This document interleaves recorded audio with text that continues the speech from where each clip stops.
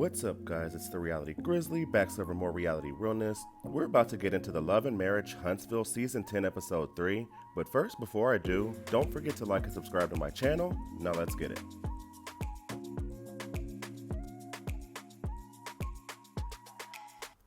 Child. So we are back with the continuation of Ken and Trish versus Marquez, and things suddenly get physical between the men once Ken feels Marquez just isn't getting the point. Ken says, "You can sit down or I'm going to put you out." And Marquez says, while hovering over them, "That's something you don't do. You don't hover over people." He's like, "Are we moving forward?" Now, Marquez was deadass wrong for walking in without knocking for the second time, so I can definitely understand Ken's frustration. Marquez steps forward and says, "Man, y'all better." And Ken is like, "Y'all better what?" Marquez is like, "Y'all better stop playing or it's going to be bad." And then Ken lunges towards Marquez and lets him have it. Now, of course, they don't show us the physical contact, but from the sounds of it, somebody got roughed up, and I doubt it was Ken.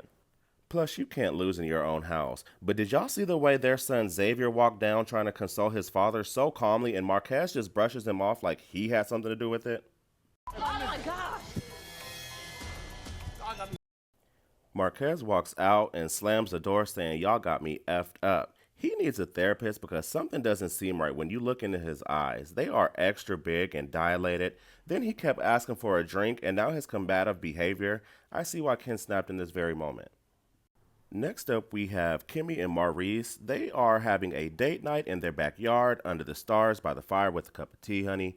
Kimmy brings up the family business and the reservations Jaylin has about committing to it, and she says he feels like there was some kind of missteps when it came to the father figure Maurice was supposed to be. They show a clip where Jaylin is expressing he feels like Marsau is more of a father figure. Now, I know that has to make Maurice feel some sort of way, though I can assume Maurice felt like he was doing everything right, raising him, but sometimes as parents, you really have to understand when your kids are expressing later in life how they felt about certain things and how the way they happened as a child, it's important for parents to take notes, be open and understanding. I'm actually going through this right now with my mom, so I can understand 1000% where Jaylin is coming from. Kimmy says to Maurice that Jaylin felt their relationship was more like a big brother, homeboy type of thing. Maurice seems uncomfortable and let down by that reveal and says he would have loved to have a better impact on him and that he never wanted him to feel like he didn't adore him. He says he only wanted what was best for him and to chase his dreams, and ends the conversation by saying he would love to sit down with him and talk, which I do agree that's a good thing. Man to man is always better with this situation like this. So, baby, next we end up at the Fletchers, all in their kitchen, and Nell is talking about it's her cheat night, so she's having some wings. They catch up on some new opportunities Nell has to receive funding and further expand her business, so she's buckling down, trying to prepare for it all. Nell says that Kimmy called her wanting to get together for a girls' night, and she seemed a little apprehensive about it, but she says she'll go. She gets into the friction that she has with Destiny, feeling like this is the reason she didn't want her getting involved with their son, and says she's just as wrong as he is, and it is what it is. Child. Anyways, Chris suggests that Nell brings it up at the girls' night if Destiny is there. Says pull her to the side and see what her response is. Spoiler alert, she won't be there. The ladies meet up for a girls' night. It's Kimmy, Trish, Tisha, and Nell. Kimmy says she wants to get to know the ladies better and confirms she did invite Destiny, but apparently she was busy in the TikTok streets, Kimmy says. They talk about how they can get to know each other better, and then they get straight into the shenanigans. Trisha catches the ladies up, play-by-play about the physical altercation between Ken and Marquez. Then Kimmy shares that Jaylin feels like his relationship with Maurice was a homie type of relationship, and that he looks at Marsau as more of like a father figure. Kimmy says she feels like Maurice feels a way about it, and Tisha is like, maybe that's just because Jaylin has worked with Marsau on multiple occasions, which definitely could have a big impact on a young man, so I can see that also.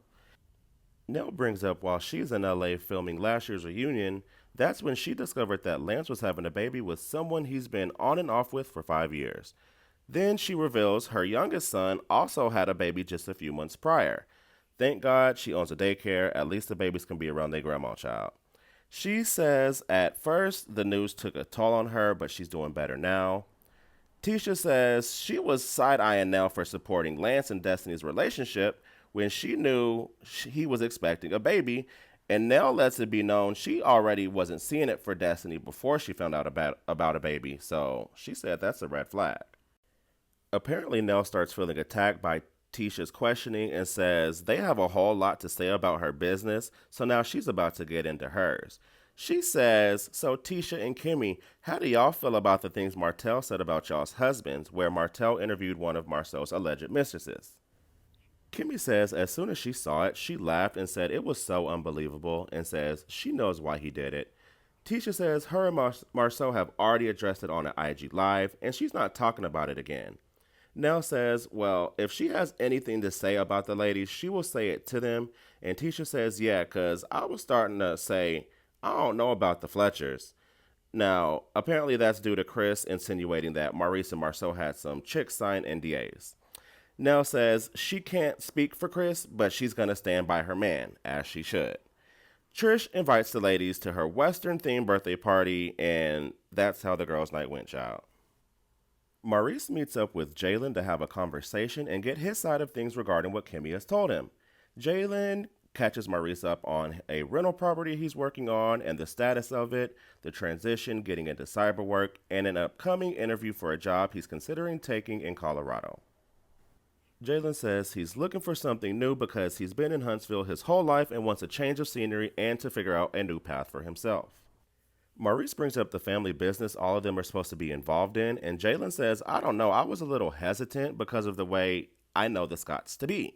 He feels as if they just throw him out there to learn on the go while they sit at the top dictating everything and everyone. Now, Kimmy did admit earlier in the episode that Maurice is not a hands-on kind of guy, which obviously could make going into business more difficult with someone who possesses those traits.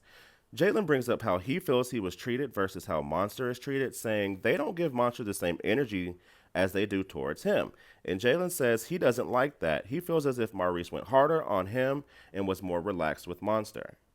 And I'm sitting here like, your son's sitting right in there playing the video game just like I am. Maurice is like, did you feel a difference in the love? Like I love Monster more or differently? And Jaylin says, of course, because I'm not your actual son. And Maurice is like, you're not? With that silly ass smirk on his face. And Jaylin is like, I am, but you would have more love for your flesh and blood. Maurice brings up how he felt hearing Marsau was more of a father figure to Jaylin, and he wants to know where he went wrong. Jaylin is like, look, you did teach me how to change a toilet. You did teach me how to fix a dishwasher and change a tire, and that he's forever grateful for those things, but he was truly only ever getting mentor vibes out of that. Damn, not mentor.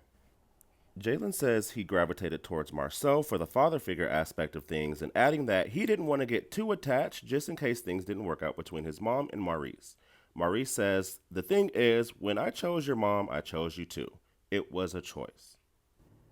Ken meets up for a conversation with his friend Will and Chris Fletcher. They ask what's going on at home regarding Marquez and how he keeps walking in and disrespecting their house. Ken says he's the kind of person that gives someone a million chances to poke him before he wakes it up, which I can totally see that being true. He feels like Marquez is playing on his niceness and finally he's had enough. He rehashes the physical altercation and that they had and says he hasn't heard from him since. Ken says he's been trying to cater to his emotions and feelings, and Chris is like, why? You're not trying to marry him. Now, I disagree with Fletcher in this case. If they're trying to come to a resolution on how to peacefully co-parent, let alone exist with Ken in the picture, I can understand why Ken would try at least to take a different approach to hear Marquez out. Ken says dealing with him is how they can get to the next step in their relationship, and that they have no problems outside of Marquez. Chris asks Ken, do you think the whole thing is a challenge to see if you can try to solve this puzzle versus just leaving? And Ken says, no, every relationship has its challenges. It's life. He reiterates that he now sees that Marquez is the problem and he can move accordingly. Will says when he sits back and evaluates everything, things just aren't even, like he's stuck in the mess. He continues by saying, if he was in the situation, Trish would have been a thing of the past. The Scotts all meet up for dinner over Tisha and Marsau's home. Now, I don't know if they cooked or catered, but that food looked good as hell. They get into DEI talk. Then Marsau brings up that Jaylin came to him for advice regarding construction and contractor information. And Maurice is kind of taken aback by that. Maurice is like, well, he comes to you because he looks at you more like a dad. Then they get into the semantics of a father figure versus a dad.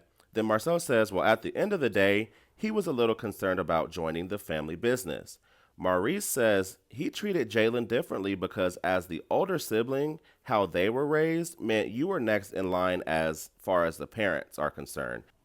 If that don't sound like some old traditional bullshit. He adds he thinks Jaylin was raised excellently, but says when Jaylin needed correction, he may have taken that as him being parented more strictly. Did y'all see how Kimmy looked when he said that? Child, her face said a million words. Kimmy says they have had those conversations, and she also felt like Maurice treated Jaylin differently. Kimmy says she told Maurice that she feels that way before Monster even moved in, and that Jaylin just naturally gravitated towards who he preferred. Baby, then Maurice and Marsau's tones elevate towards each other, and Marsau points out how he felt when they were children, feeling that Maurice was the golden child, and then he equates it to how Jaylin feels with Monster. So Maurice starts squirming around all in his chair, can't even sit straight, and he's like, I don't even know where you're getting this from. You sound like Chris Fletcher. And Marsau is like, and you sound pathetic. Maurice is like, well, you can tell me the truth because you're a lie. And Marsau is like, when do I lie? And Maurice is like, all the time. And Tisha just sits there and sips her wine, honey. What, you been lying? Oh yeah, you do lie! It's all the time! So next week, Trisha has her Western-themed party. Nell confronts Kimmy and Tisha about the transparency regarding their marriages, and Marsau confronts Fletcher about his comments claiming side chicks and NDAs, honey. So what do y'all think? Was Ken in the right for the way he handled Marquez? And would you leave Trish like Fletcher said he would if he was in that situation? And is Maurice in denial or just straight up delusional about the way he raised Jaylin? Chime in, let me know in the comments. Don't forget to like and subscribe, and I'll catch you guys on the next one. Bye.